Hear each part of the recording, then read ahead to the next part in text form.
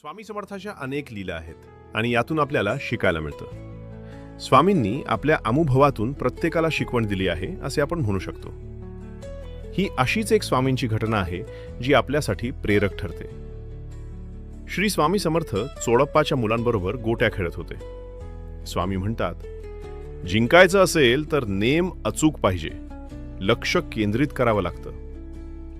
खेळ म्हटलं तर गोंगाट तर होणारच. चोळप्पाची सासू पारायण करत असते. तिला त्रास होतो.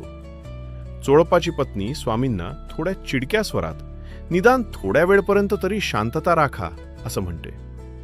स्वामी मान्य करतात, पण समज पण देतात. पारायण करताना खेळाचा आवाज ऐकू तरी कसा येतो? कोणतीही गोष्ट करताना एकाग्रता हवी. देवाचे नाव घेताना तर ती उच्च पातळीची हवी. चोळप्पा आपल्या एक स्नेहीजन वामनराव बडोदेकर यांना स्वामी दर्शनाला आणतो. वामनबुवा स्वामींना पाहतच राहतात. एका मुलाला भूक लागली म्हणून स्वामी आतून नैवेद्याचे अन्न आणून घास भरवतात. नैवेद्याचे अन्न आणताना चोळप्पाची सासू विरोध करते, पण स्वामी दुमानत नाही. स्वामी सांगतात, पोथी नुसती वाचू नका, आचरणात आणा. अंधश्रद्धा, सोळओळ यांच्या जास्त नादी लागू नका.